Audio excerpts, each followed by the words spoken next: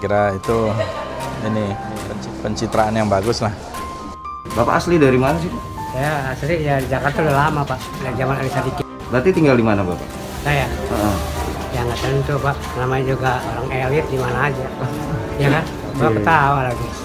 Setelah ini mungkin kami akan lakukan pemetaan dan kemudian kami bisa mensolusikan bantuannya, tapi kita berharap bisa sustainable.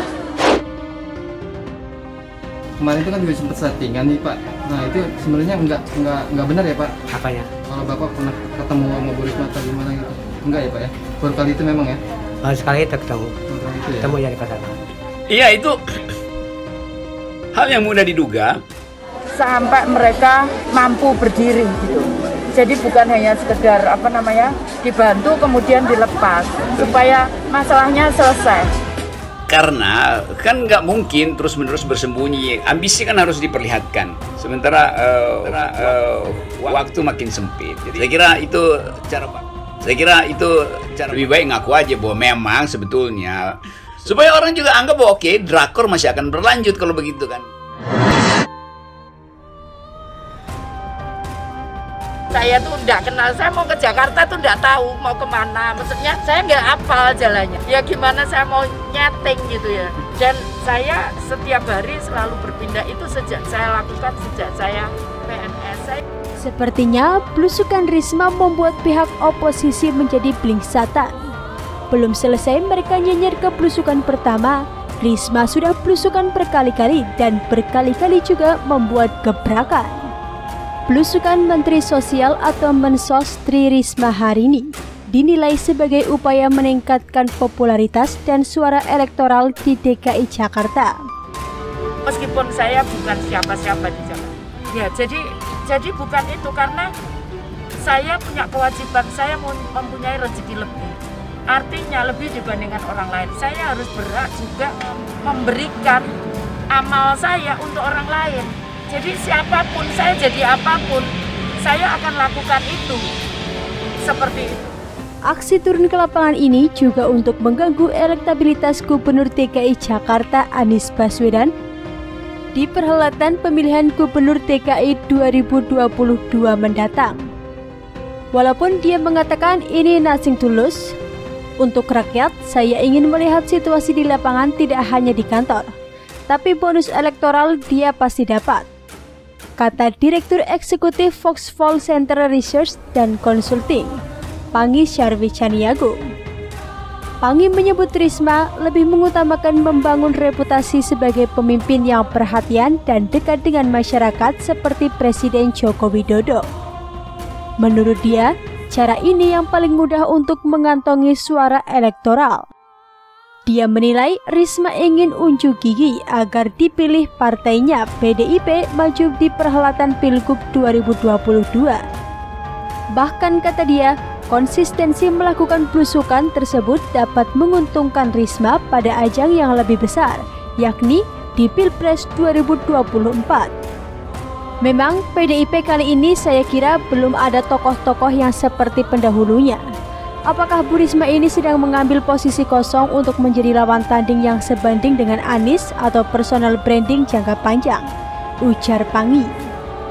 Dia mengatakan ada dua motif Risma melakukan belusukan pada awal masa jabatannya sebagai Mensos. Pertama, menunjukkan dirinya bekerja sebagai Mensos yang bertujuan melihat kondisi realitas sosial di lapangan.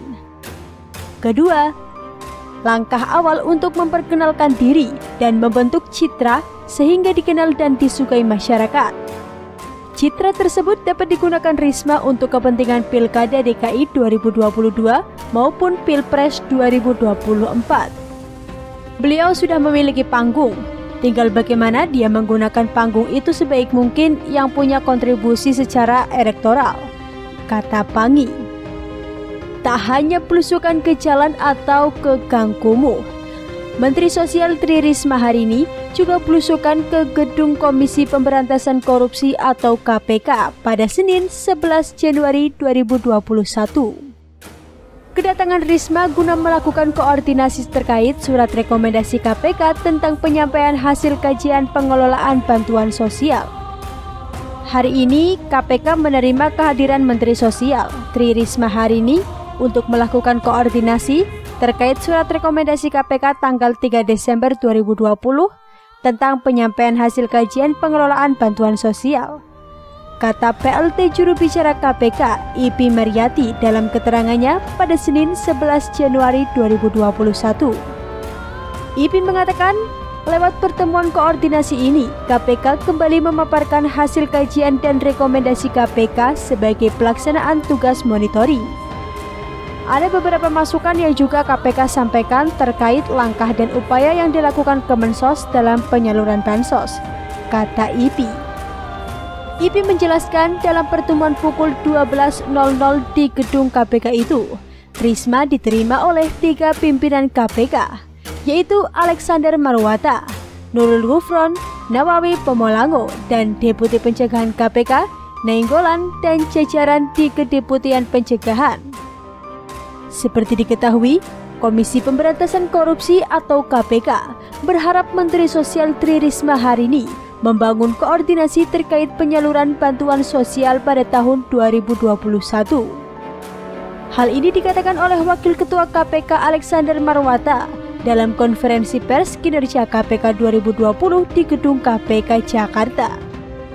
Belum ada komunikasi dengan Bu Risma. Akan tetapi, kami akan komunikasikan dengan Bu Risma agar program bagi masyarakat terdampak COVID-19 itu baik dan dipastikan benar-benar sampai kepada yang berhak tanpa kurang sedikit pun. Kata Marwata dikutip pada Rabu 30 Desember 2020. Koordinasi itu diperlukan karena sebelumnya Presiden Joko Widodo sudah menetapkan bansos bagi masyarakat terdampak COVID-19 di wilayah Jabodetabek berubah dari sebelumnya berbentuk sembako menjadi uang tunai yang disalurkan melalui PT Pos Indonesia. Bansos tersebut akan mulai disalurkan pada pekan pertama Januari 2021. Kami akan melanjutkan koordinasinya. Bu Risma yang juga telah mengubah sembako jadi berbentuk tunai agar bisa langsung kepada penerimanya.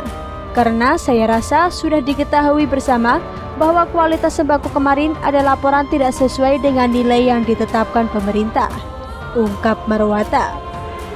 Marwata berharap dengan berubahnya bansos sembako menjadi tunai, tidak ada pengurangan dari sisi kualitas maupun target penerimaan bansos tersebut. Kami akan koordinasi dengan Kemensos, kata Marwata menegaskan. Adapun hingga 18 Desember 2020, total keluhan yang disampaikan oleh masyarakat ke KPK melalui fitur Jaga Bansos mencapai 2.129 lapor. Saya tuh nggak kenal, saya mau ke Jakarta tuh nggak tahu mau kemana. Maksudnya saya nggak hafal jalannya. Ya gimana saya mau nyeting gitu ya. Dan saya setiap hari selalu berpindah, itu sejak saya lakukan sejak saya